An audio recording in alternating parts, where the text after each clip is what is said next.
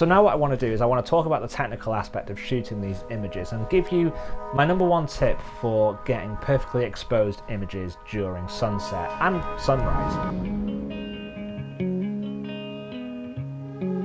Hello everyone and welcome back to another video. Today I'm in the Peak District. It's the middle of August and now the heather is going to be at its prime, and there's no better place to see heather than the Peak District. So I've decided to come here for sunset. I'm at a place called Tor and it's around 5:30 at the moment, so a good few hours until sunset. And all I'm going to do is have a bit of a walk around here. There's some lovely woodland with silver birch, and there's a few interesting rock formations at the top of the trail that are going to hopefully be my subjects for this evening. I'm trying to approach this with a slightly unique perspective. I've seen a few photos from this location over the last couple of weeks, but I'm definitely going to steer away from some of the compositions created by other photographers. I'm going to try and find something that is slightly more original and unique to me.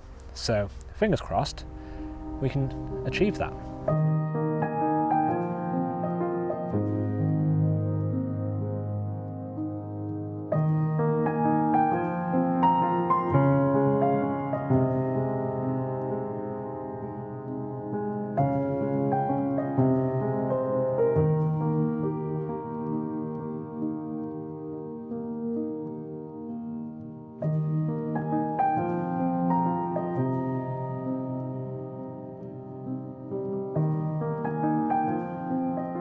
So I did a video around this time last year from here in Tor, but I came at sunrise and I was at one of the other rock formations in this area. So today I've come on a slightly different path. I've made it up here in plenty of time, so it's now just a case of scouring around the area trying to find some compositions. The main aim today is to get a shot with the heather in the foreground and try and get a nice angle where we can get some nice light on the rock formation as the sun starts to set.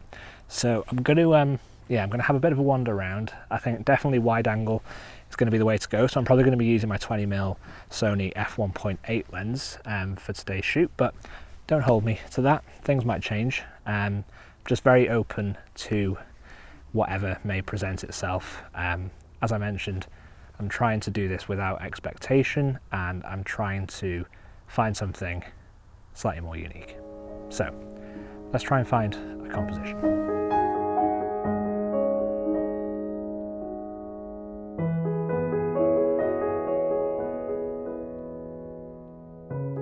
So after scouting around quite a few locations up here, there are just so many photographers this evening that I've not been able to get the composition that I wanted to, but I have found a couple of options. So I'm just waiting for the light now, and hopefully it's going to be good.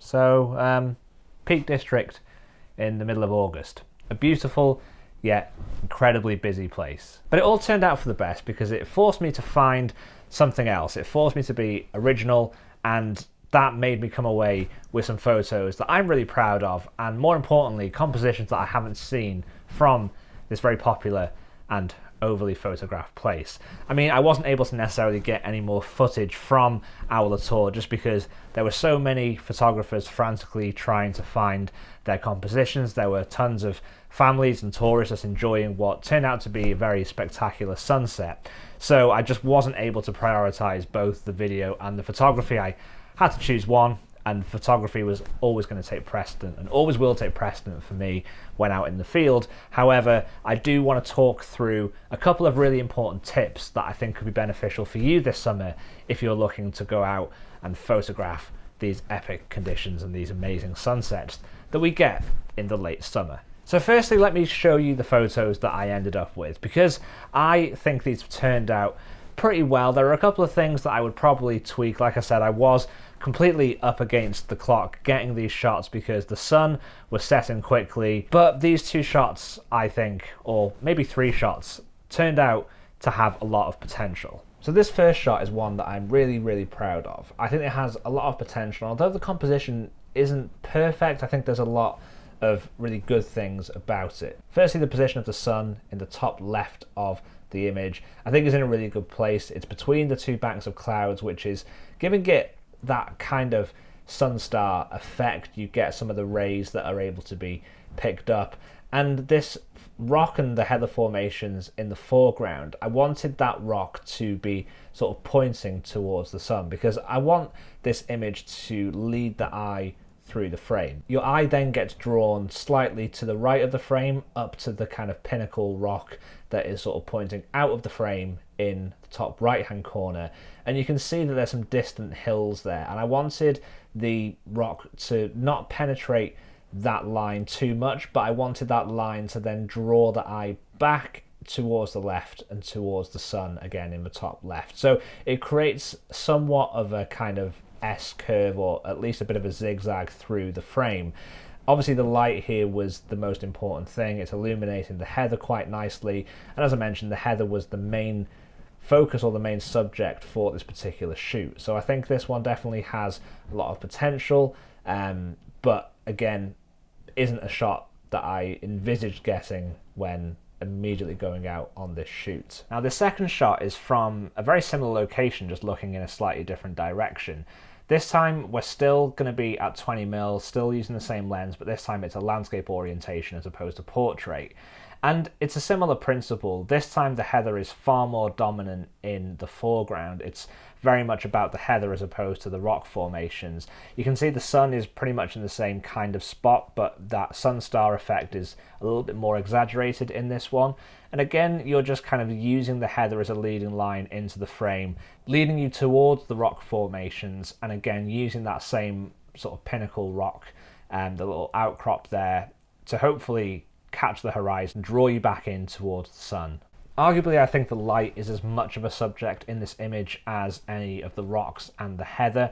It really does help having that kind of glow in the central portion of the frame, just because I think it adds a little bit more visual weight.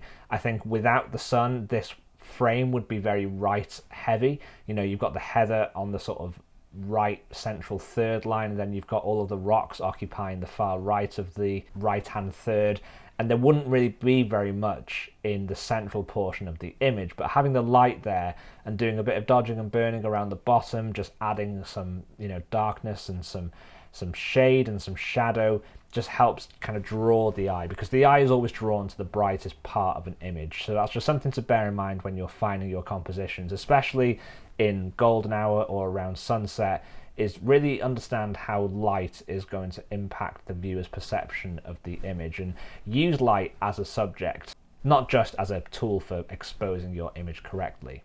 So now what I want to do is I want to talk about the technical aspect of shooting these images and give you my number one tip for getting perfectly exposed images during sunset and sunrise. So typically sunrise and sunset are going to be the two times of day where you're going to have the most difficulty with your exposure, because you're going to have a lot of darkness and a lot of shadows from that pre-dawn or pre-sunset light, but you're also going to get a lot of very bright highlights as that sun starts to come up and you get that fireball in the sky. And getting that balance between the two elements in your exposure is going to be the real crux, because you don't want your shadows to be too underexposed, because that's going to lead to a lot of noise when you try to lift those shadows. You know, you might not be able to capture all of that information, and likewise you might blow out your highlights if you try and expose for a even exposure for the actual sunrise or the sunset. So what I always do to mitigate this is I always bracket my exposures, and I let Lightroom then merge these two images together. So I'm going to show you how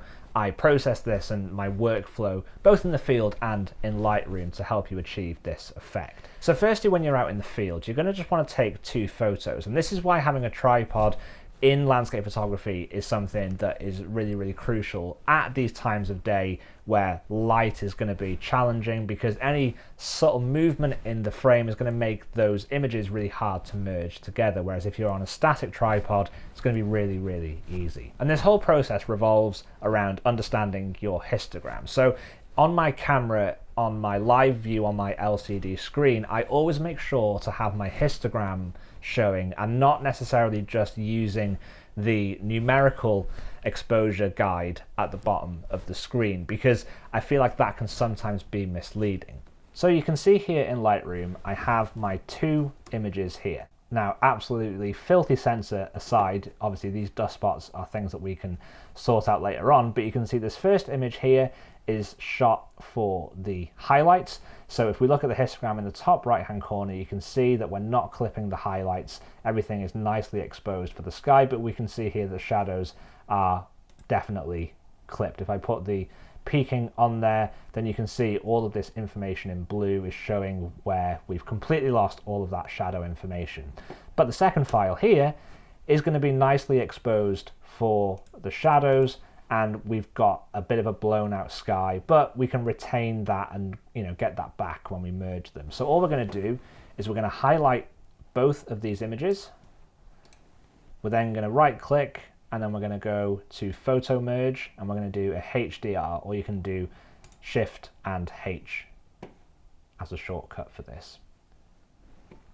What that's going to do is it's then going to capture all of that information into one file, and it's going to create this preview here, and then all I'm going to do is click merge. So that's now created this DNG file here, which you can see is perfectly exposed for both the highlights and the shadows. We can now manipulate this image as much as we want. We basically get the best of both of the raw files that we've merged here, and now we can find that balance where everything sort of sits quite nicely.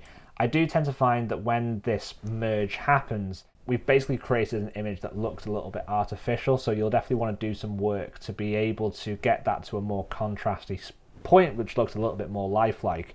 And then you can end up with a photo like this that just gives you all the data to work with that you need. So the main lesson here, guys, and the main thing to sort of take away from all of this is just to make sure that you're not leaving too much up to chance. When you take one exposure during a sunset or a sunrise, it's sometimes difficult to see when you're in the heat of the moment, if everything is perfectly exposed on your histogram, and if you get that file back home and, like the Peak District, it's 2 hours away from home, it's not somewhere that I can get to really easily. You don't want to get yourself in a situation where you've taken an image, but you've maybe clipped a highlight or clipped a shadow, and you've not really got any way to get that information back. So this is just a perfectly good safeguarding exercise to make sure that you've got all the data that you need in your files to edit these images exactly how you want to. So I hope you found this helpful. Like I said, apologies I wasn't able to finish this vlog in the field and show you the compositions. Like I said, the light was just too fleeting, and I wanted to make sure that I got the images. But if you like the photos that I got from the Peak District, then let me know down in the comments below. Give the video a thumbs up if you did enjoy it and found it helpful. And if you haven't already, do consider hitting that subscribe button and ring the bell to get notified of when new videos go live. And if you're not sure of when that is, new videos go live every Thursday at around 5 PM. So thank you so much for joining me today. I hope you all are having a great week, and I'll see you all next week for another video.